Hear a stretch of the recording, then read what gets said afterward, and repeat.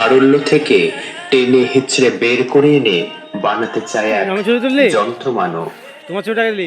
ঠিক এ মতাবস্থায় আমাদের নবছাত্র সমাজ আমাদের কাছে হয়ে উঠেছে ঠিক যেন লক্ষ্মী প্যাঁচার মতো, যা লক্ষ্মীশ্রী মায়াময় নব আগমনে তার সারল্যে শিক্ষা প্রাঙ্গণ হয়ে উঠবে উজ্জ্বল।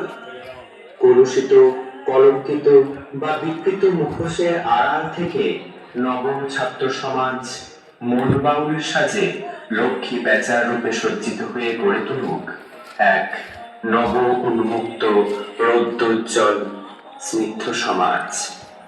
আর তাই বাণী বন্দনায় আমরা আমাদের শিল্পকলায় তারই এক রূপ অঙ্কনের প্রয়াস করেছি।